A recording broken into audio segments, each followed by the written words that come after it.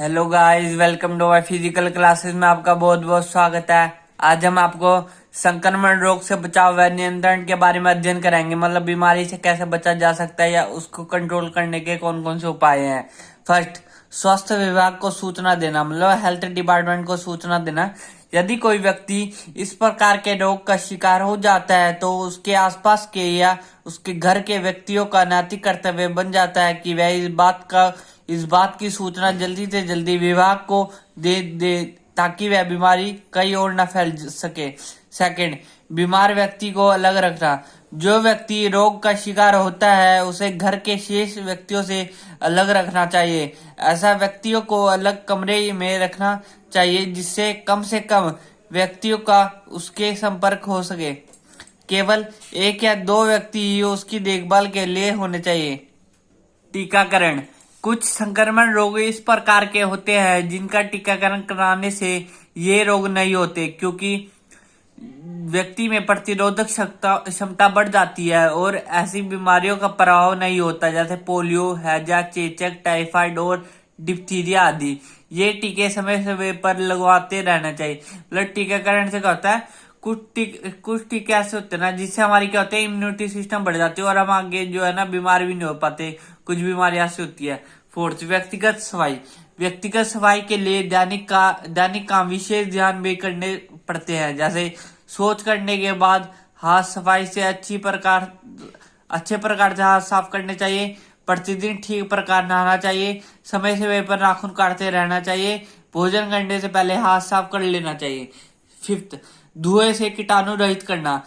यह ऐसी प्रक्रिया है जिसके द्वारा मक्खी, खटमल आदि को समाप्त किया जाता है। मशीनों के द्वारा कुछ ऐसी गैस वातावरण में छोड़ी जाती है जिससे मक्खी, मच्छर आदि का सर्वनाश हो जाता है। मतलब वातावरण में कुछ ऐसी गैसें छोड़ देते हैं जिससे क्या होता है, मक्खी मच्छर सब मर जाते हैं। छठा, क्लोरीन युक्त पीने का पानी। इसके अलावा पोटाशियम पर मैग्नेट का प्रयोग भी किया जा सकता है। ऐसा करने से पानी में उपस्थित हानिकारक कीटाणु नष्ट हो जाते हैं।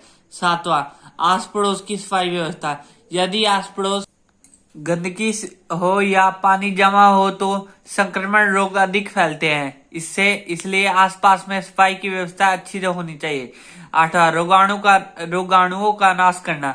जब बीमार व्यक्ति ठीक हो जाए तो उसके द्वारा प्रयोग किए गए कपड़े, बिस्तर, बर्तन आदि वस्तुओं से रोगाणु का नाश कर देना चाहिए, ताकि इन वस्तुओं से स्वस्थ व्यक्ति का प्रत्येक संपर्क ना हो जाए और वह भी संक्रमण रोग से ग्रस्त ना हो जाए।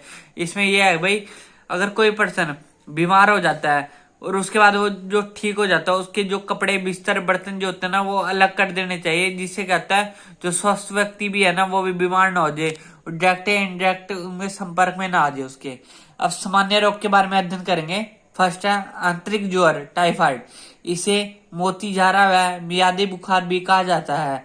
यह डंडाणुओं के कारण होता है। ये डंडाणु स्वस्थ व्यक्ति के शरीर में वायु, पानी या भोजन के द्वारा प्रवेश करते हैं, लेकिन इसका मुख्य कारण गंदा पानी ही होता है। संक्रमण काल, इसका टाइम पीरियड कितना होता है, 1 से 30 दिन, मतलब 1 महीने तक चलता है। लक्षण, इसमें ज्वर धीरे धीरे बढ़ता जाता है। शरीर का तापमान 103 डिग्री फ़ारेनहाइट से 106 डिग्री फ़ारेनहाइट तक बढ़ जाता है। सुबह का समय 99 डिग्री फ़ारेनहाइट तापमान रहता है। 10 से 15 दिन के ज्वर के बाद पेट पर छोटे छोटे दाने निकल आते हैं। रोगी के सिर में दर्द रहता है। भूख नहीं लगती। शरीर के भार में कमी आ जाती है। कब्ज की शिकायत हो जाती है। 24 घंटे के बाद शरीर का तापमान सामान्य से भी कम हो जाता है। उपचार व रोकथाम, इस टाइफाइड से हमें कैसे बच सकते हैं। फर्स्ट, रोगी के मलमूत्र को जमीन में दबा देना चाहिए। सेकंड, मक्खियों से बचाव रखना चाहिए। थर्ड, रोगी के वस्त्रों को पानी में उबालकर साफ करना चाहिए। फोर्थ, रोगी को पूर्ण रूप से आराम करना चाहिए। फिफ्थ, रोग से बचाव के लिए टीका लगवाना चाहिए। सिक्स, रोगी को तरल भोजन देना चाहिए। 7, रोगी को परिवार के सदस्यों से अलग रखना चाहिए। 8, रोगी के द्वारा प्रयोग किए गए बर्तनों में भोजन नहीं करवाना चाहिए। 9, अधिक ज्वर के समय एम्प्रन का प्रयोग भी ठीक रहता है। 10वां, डॉक्टर से संपर्क करना चाहिए। बच्चों जो आज हमने अध्ययन करा है उसको नोट कर लेना। Thank you for watching my video.